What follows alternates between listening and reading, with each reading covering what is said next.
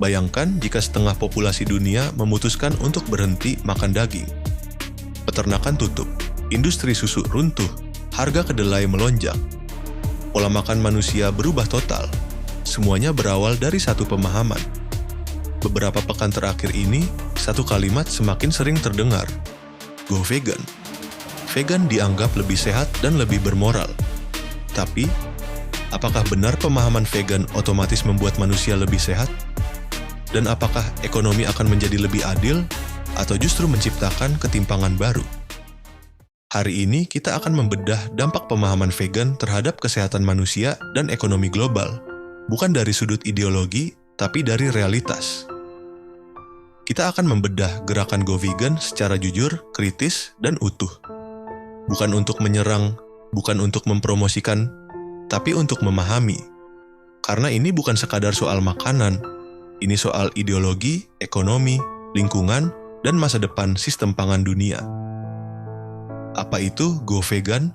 Secara sederhana, vegan adalah gaya hidup yang menghindari semua produk hewani seperti daging, ikan, telur, susu, madu bahkan dalam banyak kasus, produk turunan seperti kulit, wool, dan kosmetik hewani. Berbeda dengan vegetarian yang masih bisa mengonsumsi telur atau susu, vegan berusaha sepenuhnya lepas dari eksploitasi hewan. Tapi Go Vegan hari ini bukan sekadar soal diet. Ia telah berubah menjadi gerakan etis, identitas sosial, sikap politik lingkungan, dan bahkan simbol moral tertentu. Pemahaman vegan bukan sekadar berhenti makan daging. Ia adalah sebuah cara pandang bahwa produk hewani dianggap berbahaya bagi kesehatan, peternakan dianggap merusak lingkungan, dan konsumsi hewan dianggap tidak etis, sehingga pilihan vegan sering dianggap lebih sehat, ramah lingkungan, dan bermoral. Pemahaman ini kemudian menyebar melalui film dokumenter, media sosial, influencer, dan kampanye lingkungan. Dan seperti semua ide besar, ia tidak pernah netral. Ia selalu membawa konsekuensi. Mengapa gerakan ini muncul? 1. Krisis lingkungan. Peternakan industri menghasilkan limbah yang tidak sedikit, deforestasi untuk pakan ternak, dan konsumsi air sangat tinggi. Daging sapi 1 kilogram bisa menghabiskan air ribuan liter. Dalam narasi aktivis lingkungan, daging sering diposisikan sebagai musuh planet. 2. Isu etika hewan. Video penyiksaan hewan di peternakan industri membuat banyak orang merasa bersalah. Narasi ini sangat kuat secara emosional. Hewan tidak bisa memilih hidupnya. Manusia yang memutuskan. 3. Industri konten and media. Influencer vegan menjual gambaran hidup sehat, langsing, bersih, dan bermoral. Go Vegan menjadi identitas modern yang terlihat maju. Manfaat yang sering diklaim. Banyak riset menunjukkan pola makan nabati bisa menurunkan risiko penyakit jantung, menurunkan kolesterol, dan membantu kontrol berat badan. Karena pola makan vegan cenderung tinggi serat, rendah lemak jenuh, dan minim makanan ultraproses hewani. Dalam konteks ini, pemahaman vegan telah membantu banyak orang memperbaiki pola makan mereka. Dalam aspek lingkungan, mengurangi konsumsi hewani bisa menurunkan tekanan terhadap lahan, mengurangi emisi, dan mengurangi deforestasi. Tetapi ini berlaku jika sistem pertaniannya berkelanjutan. Selain itu, bagi banyak orang, vegan adalah bentuk belas kasih. Tapi etika juga kompleks. Apakah tanaman tidak punya ekosistem?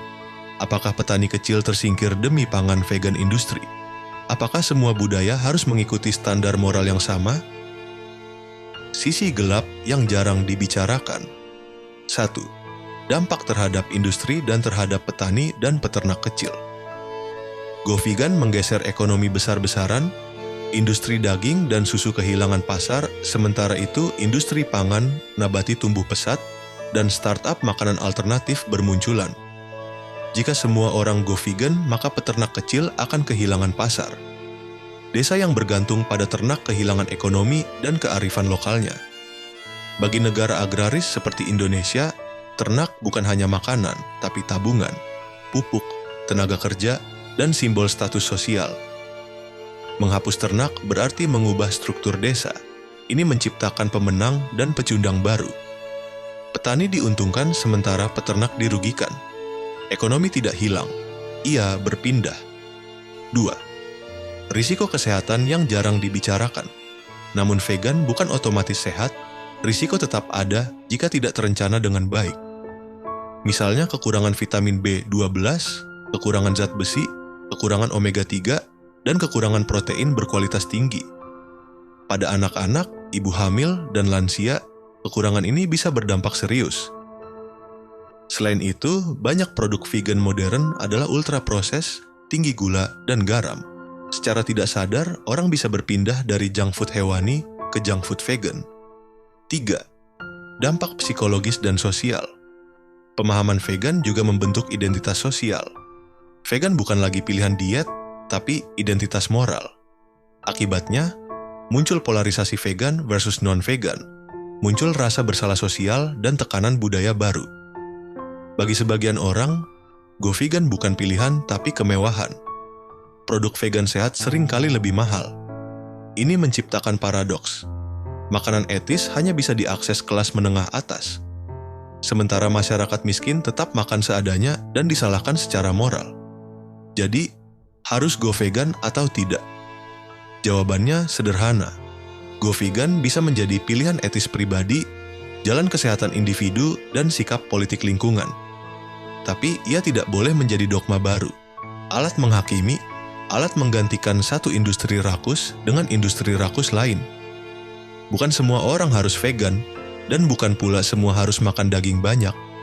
Solusinya adalah konsumsi dengan sadar, kurangi produk industri rakus, dukung sistem pangan lokal, dan hormati keragaman budaya makan. Ini bukan soal apa yang kamu makan, tapi bagaimana makanan itu diproduksi. Vegan vs sistem pertanian terpadu. Ada alternatif yang jarang dibicarakan. Pertanian terpadu berkelanjutan. Sistem ini menggabungkan tanaman dan ternak dalam satu lahan. Limbah jadi pupuk dan sisa tanaman jadi pakan. Dalam sistem ini, hewan tidak disiksa, lingkungan tidak dirusak, dan petani tetap hidup. Bukan menghapus hewan dari sistem pangan, tapi menempatkan hewan kembali dalam ekosistem alami manusia. Dan pada akhirnya, mungkin pertanyaan terpenting bukan apa yang harus kita makan, tapi dari mana makanan itu berasal? Siapa yang diuntungkan? Siapa yang dikorbankan? Vegan bisa menyelamatkan sebagian orang. Vegan bisa menyehatkan sebagian tubuh. Vegan bisa memperbaiki sebagian sistem. Tapi jika dijadikan satu-satunya jalan, ia bisa menciptakan masalah baru. Bumi tidak butuh manusia sempurna. Bumi butuh manusia yang sadar. Masa depan pangan bukan tentang satu ide, tapi tentang kebijaksanaan memilih. Jika video ini membuatmu berpikir ulang tentang isi piringmu, maka kita sudah melangkah satu langkah kecil menuju dunia yang lebih jujur. Karena perubahan besar selalu dimulai dari percakapan kecil.